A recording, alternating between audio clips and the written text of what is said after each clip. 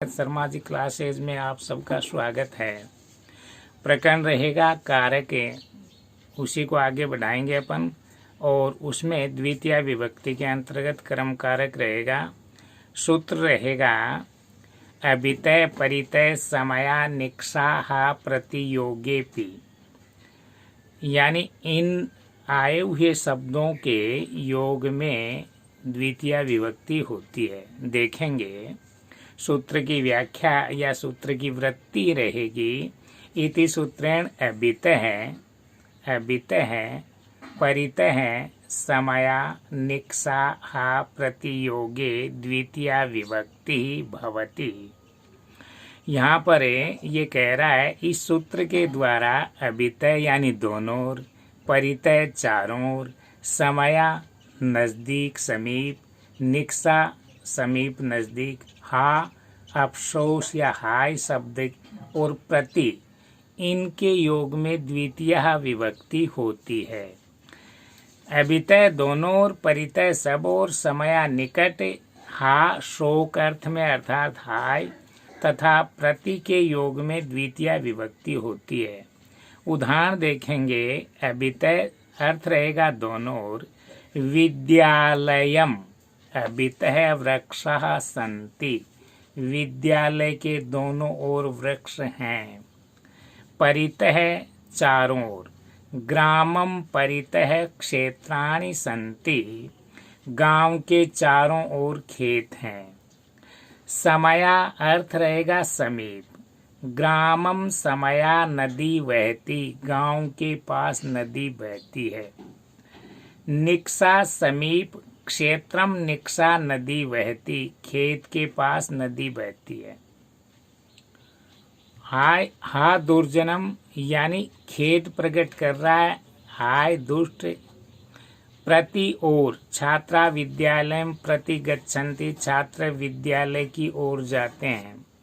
अब अपन ने पढ़े समस्त उदाहरणों में अपन ने पाया कि इनके योग में क्या होगा, द्वितीय विभक्ति होगी। जैसे विद्यालय के दोनों ओर पेड़ हैं तो विद्यालय के, तो विद्यालय में द्वितीय। गांव के चारों ओर खेत हैं तो ग्राम में द्वितीय। इसी क्रम में गांव के पास नदी है तो समया के योग में ग्राम शब्द में द्वितीय। खेत के पास नदी है तो इसमें भी क्षेत्रम यानी खेत में द्वितीय, क्षेत्रम में। दुर्जनम में द्वितीय जिसको खेत प्रकट कर रहा है, और विद्यालय में भी विद्यालय की ओर जाते हैं तो द्वितीय विभक्ति। तो ऐसे शब्दों के योग में द्वितीय विभक्ति रहेगी। और कौन से शब्दों के योग में द्वितीय रहेगी इसको देखेंगे। एक ही अर्थ में ये दे रहा है, अधोलिखितानाम शब्दानाम योगे द्वितीय विभक्ति ही भवति।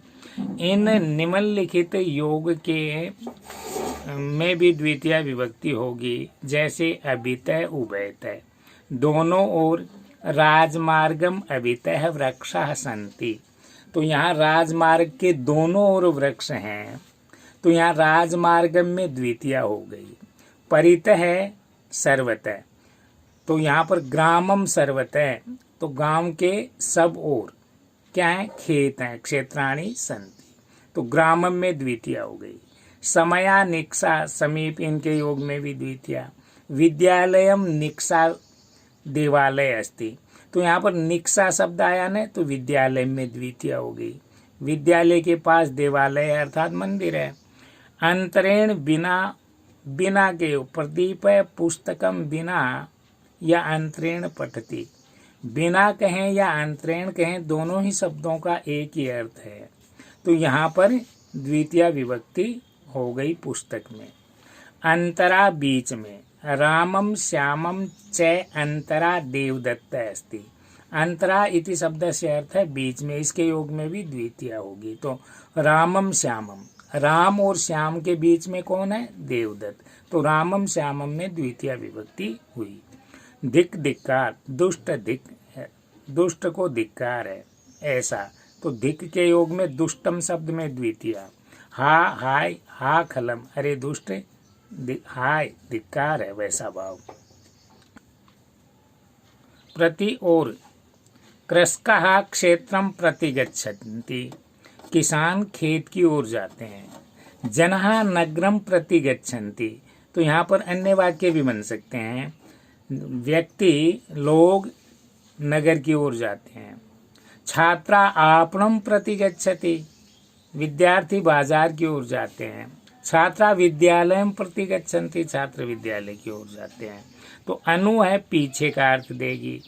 तो अनु राजपुरुष है, चोरम अनुधावती, राज कर्मचारी चोर के पीछे दौड़ता है। तो यहाँ चोरम में द्वितीया हो गई है ना। छात्रः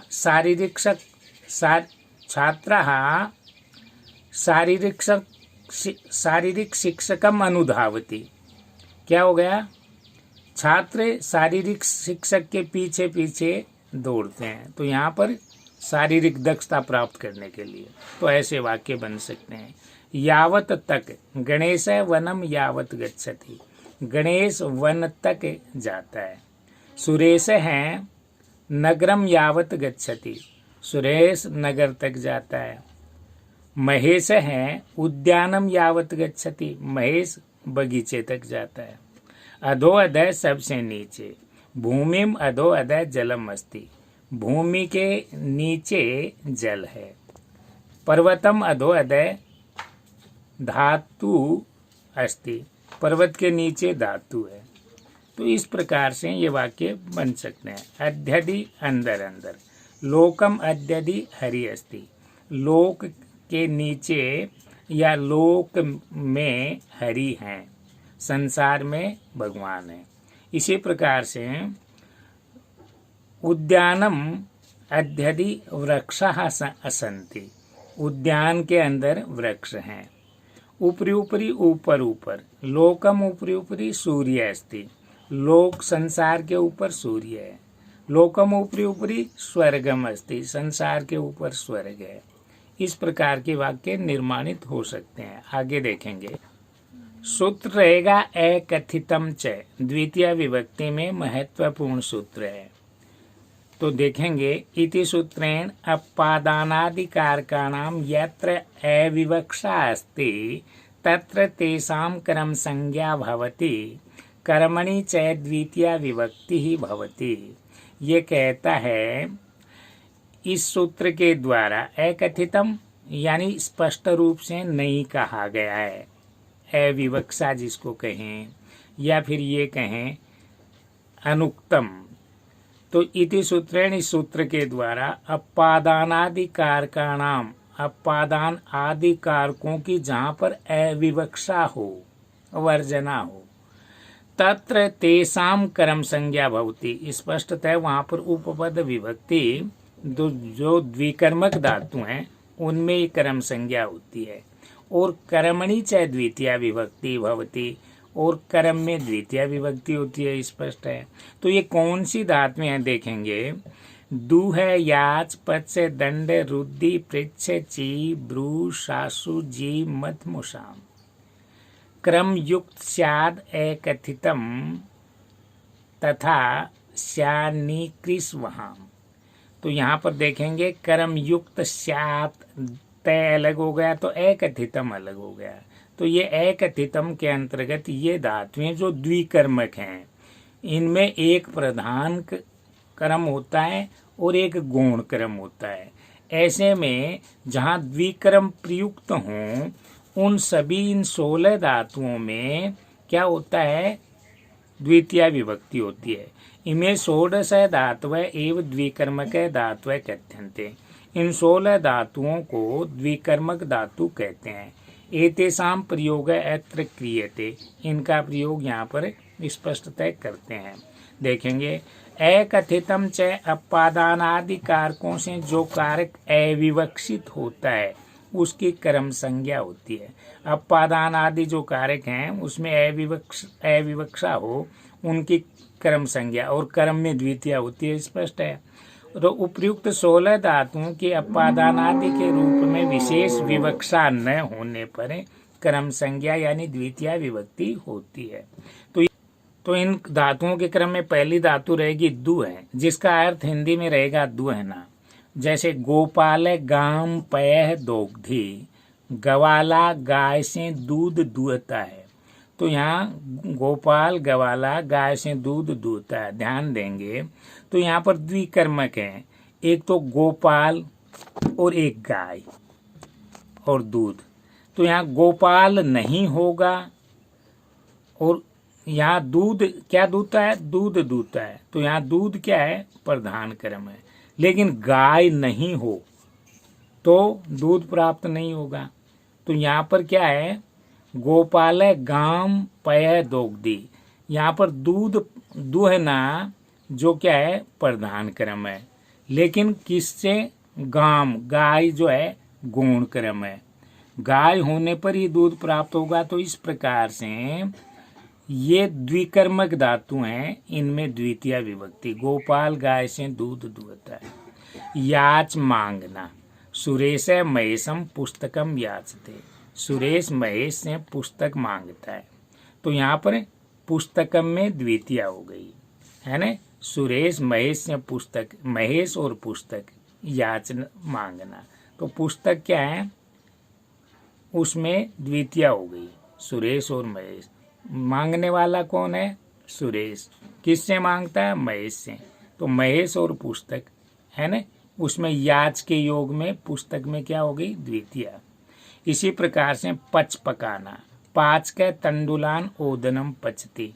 तो पच धातु के योग में भी क्या है, द्वितीय होगी। तो यहाँ पर ओदनम में द्वितीय हो गई। पाचक चावलों से भात पकाता है। दंड दंड देना, नृपय गृगान शतम दंडयति, राजा गर्गों पर 100 रुपए का दंड देता है। तो दंड धातु आने के कारण क्या हो गई, शतम में द्वितीय विभक्ति। किस पर, गर्गान गर्गों पर है ना। तो यहाँ पर गर्गान शतम दंडयति, तो इनमें गर्गान शब्द में द्वितीय हो गई। इसी प्रकार से पृच्छ पूछना, स माणवकम पंथानम पृच्छति। तो वह है माणवकम, बच्चे से। माणवकम क्या, पंथानम, माणवकम में द्वितीय हो गई। किसके योग में, पृच्छ के योग में। रुद्ध रोकना, गवाला वज्रम गाम अवरुणद्भि, गवाला गाय को व्रज क्षेत्र में रोकता है। तो यहाँ पर क्या हो गया, वज्रम में द्वितीय हो गई। ची चुनना, मालाकार है लताम पुष्पम चिन्होती। तो ची के योग में लताम में क्या है, पुष्प चयन हुआ है। तो लताम में क्या होगी, द्वितीय विभक्ति होगी। ब्रू बोलना, गुरु शिष्यम धर्मम ब्रूते। तो यहाँ पर गुरु शिष्य से धर्म कहता है। तो देखो यहाँ पर शिष्यम धर्मम ब्रूते, तो द्वितीय बन गई। सास, इसी प्रकार से शास्त्री कहता है शासन का भाव। जी जीतना, नृप है शत्रुम राज्यम जयति, राजा शत्रु से राज्य को जीतता है। तो शत्रुम राज्यम जयति, तो क्या हो गया, शत्रुम में द्वितीय विभक्ति। मत मथना, स क्षीर निधिम,